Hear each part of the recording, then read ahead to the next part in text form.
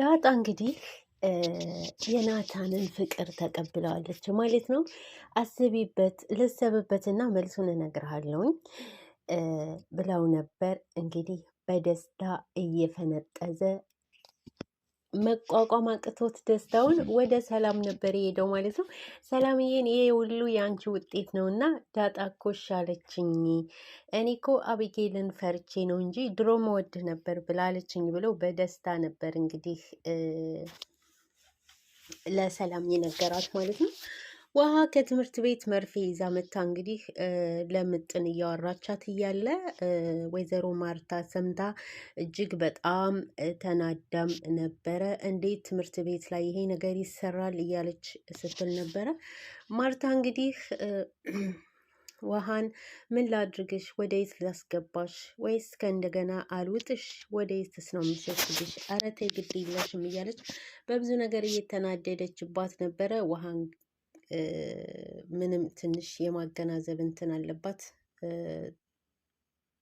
ምጥንንም እንደዛው ወደ እናቷ ጋር ይዛ ሄዳ ነበረ። ትምህርት ቤት መቀየር አለባችሁ እያለች ትምህርት ቤት መቀየር አለባችሁ ሲባል ውሃም ምጥንም መቀየር እንደማይፈልጉ እየተናገሩ ነበረ። ግን እጇን እየጎተተች ወደ እናቷ ቤት ነበር ይዛት ሄደችው። አቶ ደረጀ ወደ ለስራ ከሀገር ወጥተዋል። እንግዲህ አቢጌል ደውላ የዳጣን ስራ ለመናገር አንተ በሌለህበት እያለች ስትጀምር ምንም ነገር መስማት አልፈልግም፣ እኔ የሄድኩት ለስራ ነው፣ ሁላችሁም በስነ ስርዓት እየተጠባበቃችሁ በሰላም ኖሩ፣ ምንም ነገር አልፈልግም ብለው ነበር አቶ ደረጀ ነበር ያሉት። እንግዲህ አቢጌል የሰላም እርግዝና አሁንም ቢሆን ሰላም እየነሳት ነው ማለት ነው። ወይዘሮ ማርታን መቼ ነው ዱባይ የተሳፈርሽው ብላ ስሌት እያሰላች ነበረ። በስሌቱም መሰረት እንግዲህ ሂሳብ እያሰበች ይሄ ነገር እማዬ ዱባይ በተሳፈረችበት ነው የሆነው፣ ስለዚህ እውነት ምን እንዳልኩት ወይ ናታን ነው ወይ አባዬ ነው እያለች ስትል ነበር። እናቷንም የሰላም ልጅ ማንን ይመስላል እያለች እየጠየቀች ነበር። ወይ አባቱን ወይ እናቱን እያለች ነበረ። እንግዲህ ወይዘሮ ማርታም ወደ ስራ ለመሄድ ረፍዶባት ሰላም ሻይ እንድታፈላላት አዛ ሻዩን እየጠጣች ሰላም ጋር እያወሩ ነበረ። ሰላም ያስጨነቃት ነገር የልጇ መጥፋት ስለሆነ እንግዲህ እርግዝና እንዴት ነው እያለች እየጠየቀቻት ነበረ። እናት ማለት እያለች ስለ እናት ስታስረዳት እሱስ ልክ ነሽ ስትላት፣ እንዴ እኛ ሳናቅ እዚህ ቤት ሳትመጪ በፊት ወልደሽ ነበር እንዴ ስትላት ደነገጠችና አይ ያው ስሜቱ የእናትነት አለ አይደል አለች። ሰላምና እትዬ እስኪ አንድ ጥያቄ ልጠይቅሽ ነበር ያለቻት። የወለድሽው ልጅ ቢጠፋብሽ ብላ ጥያቄ ስጠይቃት እንዴት ሊጠፋ ይችላል? ለምን ነበር ያለቻት። እኮ ቢጠፋብሽ ምን ታደርጊያለሽ? ትጠብቂዋለሽ ወይስ ተስፋ ቆርጠሽ ትተይዋለሽ? ስትል እናት አይደለም እንዴት ተስፋ ቆርጬ ተዋለሁኝ? እስከ ዕለተ ሞቴ እጠብቀዋለሁ ነበር ያለቻት። ሰላምዬ ፈራሽ እንዴ አለቻት። አብሽሪ እዙ ቤት ትወልጃለሽ፣ ይቀይሩብኛል ይወስዱብኛል ብለሽ ፈራሽ እንዴ ነበር ያለቻት። ያው እናት አይደለም እኔ መልስሽን ፈልጌ ነው እኮ እስከ ዘላለም ትጠብቂዋለሽ እስከ ዕለተ ሞትሽ አለቻት ማለት ነው። እንግዲህ ሰላም የራሷን ታሪክ የራሷን ልጅ ጥበቃ የራሷን ጉጉት ነው እና ስለ ዳጣ ታስባለች። ስለ ዳጣ ሁለ ነገር ትሆናለች። እንግዲህ ናታንንም እንደመከረችው ዳጣን አኩርፋት ዝጋት፣ ከዘጋት በኋላ ትክክለኛ ማንነቷን ታውቃለህ፣ እኛ ሴቶች እንደዚህ ነው የምንወደው ብላ ካለች በኋላ እንግዲህ ናታን ፊት ስነሳት ነበር ማለት ነው። እንግዲህ ናታንን ለመጠየቅ ወደ ክላሱ ድረስ የሄደችው እንግዲህ ናታንን ከዛ በኋላ ነበረ ምን አድርጌ ነው ብላ የጠየቀችው። ያው ሰው ነኝና እኔ እንደምወድሽ እኔ ወድሻለሁኝ፣ አንቺ ደግሞ የአንቺን መልስ እፈልጋለሁ። አንድ መልስ ነው የምፈልገው፣ ወይም አዎ ወይም አልወድህም የሚል ሲላት እንግዲህ ልሰብበት ነበር ያለችው። እስከ መቼ ነው የምታስቢ ብሎ ሲላት እስከ ነገ አለችው እና ያው ተለያዩ ማለት ነው። በሚቀጥለው ቀን ቀጥ ብሎ ወደ እሷ ክላስ ነበር የሄደው። ወደዛ ክላስ ከሄደ በኋላ እንዴ በዚህ ሰዓት አተኛም እንዴ ነበር ያለችው። እሷ በቃ ደስ ብሏት በደስታ ነበርና ቁጭ አለችው አልጋዋ ላይ። እንዴ እንዴት ነው የምተኛው? ትላንትና እኮ ነገ መልስ መልስልሃለሁ ስላልሽኝ እየጠበቅኩ ነው። ስለዚህ መልሴን እፈልጋለሁኝ ነበር ያላት። እሷም የእሷን መልስ ደስ የሚል ነበር ማለት ነው። እንግዲህ እንደምትወደውና አቢጌልን ፈርታና ግን እኮ አቢጌል ትወድሃለች ነበር ያለችው። መልስ ነው እንጂ የምፈልገው ምክንያት አልፈልግም፣ ምክንያት እንዲደረድርብኝ አልፈልግም ነበር ያላት። በመቀጠል እንግዲህ ያው ዳጣ እንደምትወደው ስትነግረው እርግጠኛ ነሽ ብሎ ካለ በኋላ ቀጥታ ወደ ሰላም ነበር የሄደው ማለት ነው። ሰላም ጋር እንግዲህ እያወሩ እያሉ ናታንዬ ዛሬ ደስ ብሎሃል እሳ እያለችው ነበር። እሱም የደካከመች ትመስያለሽ እያላት ነበር። አዎ እናትነት አየኸው እንዴት ከባድ እንዲሆነ፣ አንተም እናት ስትወልድህ እንዲህ ነው የሆንከው ነበር ያለችው።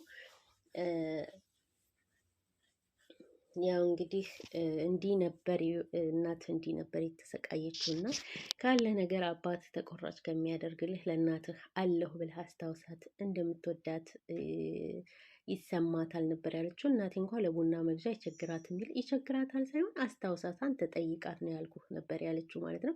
በስተመጨረሻም እንግዲህ ናታን የዳጣን መልስ ለሰላም ሲነግራት ሰላም እጅግ በጣም ደስ አላት። አየህ አይደለም እኛ ሴቶች እንዲህ ነን ነበር ያለችው። እሱም ደስ እንዳለው ነገራት እና እንግዲህ ተለያዩ። እንደው አንድ ነገር የምልህ በስነ ስርዓት እኔ የምፈልገው ሰርጋችሁን እና ቁም ነገራችሁን ነው። ዳጣ ህይወት አታውቅም፣ ምንም ነገር ስለ ፍቅር የምታውቀው ነገር የላትም። እባክህ ተንከባከባት። ሁሉ ነገር በስነ ስርዓት ባለው መልኩ ነው መሆን እንዲሆን የምፈልገው እና ደስ ስላለ ደስ ብሎኛል። እሷ ደግሞ የሴት ወጉን እንግዲህ የምታደርገውን ምንም ነገር የምታውቀው ነገር ስለሌላት አንድ ሁለት እያልኩኝ አስረዳታለሁ ነበር ያለችው። እሱ እንግዲህ አትሰቢ ሰላምዬ፣ ሁሉም ነገር ይሆናል ነበር ያላት። ቃል እገባልሻለሁ እንደዚህ አይነት መልከስከስ ምናምን ባህሪ የለብኝም ነበር ያላት ማለት ነው። ደስ የሚለው ነገር እንግዲህ አቢጌል ደግሞ ናታንን ይሄ ቤት አየኸው አይደል ይሄ ቤት ያምራል እያሉ ሲያወሩ እንደሚያምር ሲነግራት፣ አባዬ እኮ ይህን ቤት በስምሽ አረግልሻለሁ ብሏልኝ፣ ዞሮሽ ዘለሽ ውርስ ላይ አትረፊ ነበር ያላት። አይ ለእኔ የኔና ያንተ ቤት ነው ለወደፊት ለማለት ፈልጌ ነው ነበር ያለችው።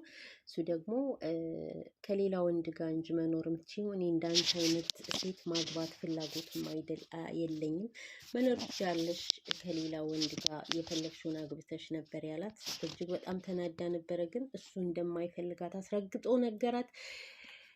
እንግዲህ ለአባቷም እየተናገረች ነበረ። ምን ይዘህልኝ ትመጣለህ እያለችው ነበር። ወይዘሮ ማርታ ቶሎ አትደውል፣ ልጆቹ በእግራቸው ቆመው እኛን አጥተው መሄድ እኛን አጋጣሚ ቢያጡ መልመድ አለባቸው በራሳቸው መቆምና ከሳምንት በፊት አትደውልላቸው ነበር ያለችው። እንግዲህ አላስችል ብሎ አባት ደውሏል አቢጌል። አቢጌል እንግዲህ አይፎን 17 ይዘህልኝ ካልመጣ ስትለው በጭራሽ ሊሆን አይችልም፣ ምን ይሆንሻል ስልክ ነው ሲላት፣ ዝናውስ ክብሩስ ነበር ያለችው። በስልክ የመጣ ክብርና ዝና ስልኩ ሲሰበር ይቀራልና ራስሽን ለውጭ ነበር ያላት። እንግዲህ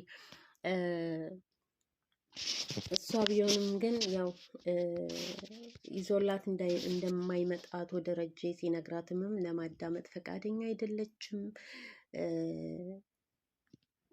ቢሆንም ግን እንግዲህ ውሃ እንዴት ናት ስትል እኔን አትወደኝም እያለች ነበር አቢጌል። በስተ መጨረሻ እንግዲህ ናታን ወደ ዳጣ ክፍል ሂዶ ስለ ፍቅር እየተጫወቱ ሳይሽ ገና ነበር የወደድኩሽ እየተባባሉ ሳመኝ ልሳምክ ሲባባሉ እንግዲህ ድምፅ ሰምታ ነበር የሄደችው። ስልኳ ሲጮህ አፍቃሪዋ ነበር የደወለላት የአቢጌል። ምን አባት ልትሰራ በዚህ ሰዓት ደወልክ ብላ እንግዲህ እሱን ተሳድባ ከዘጋች በኋላ ቀጥታ ልትሄድ ስትል አባቷ ደወሉ ማለት ነው። አባቷ ደወለ። አቶ ደረጀ ከደወሉ በኋላ እንግዲህ እሱን ካናገረች በኋላ ቀጥ ብላ ወደነ ዳጣ ነበር ሄደችው። ተደብቃ እያየች ነበረ ማለት ነው። ዳጣና ናታን ፍቅር ሲያወሩ ከቆዩ በኋላ በቃ ከወደድከኝ እዚህ ጋር ሳመኝ ጉንጬን አለችው እና ሳማት። መጨረሻ በልሂድልኝ አሁን ይቺ ልጅ ሳትመጣ ነበር ያለች ማለት ነው። ብትመጣስ ከፈለገች ትምጣና ቤቱ ድብልቅልቅ ይበል ነበር ያላት። በስተመጨረሻም ካልሳምሽኝ አልሄድም ሲላት ሲስማት እጅግ በጣም ደነገጠች። ፎቶም እያነሳቻቸው ነበር ማለት ነው። ናታን እንግዲህ እና ዳጣ ተጣመሩ። ብዙ ኮሜንታተሮች ይህን ነገር ይፈልጋሉ ማለት ነው። አቢጌል ግን ቀርጻቸዋለች። ይህን የቀረጸቻቸውን ለማን እንደምታሳይ እንግዲህ ምን እንደምትፈጥር በሚቀጥለው ክፍል እናያለን ማለት ነው። ውድ ቤተሰብ ለዚህ ለቤት አዲስ ከሆናችሁ ሰብስክራይብ፣ ሼር በማድረግ ቤተሰብ ይሆኑ ማለት ነው።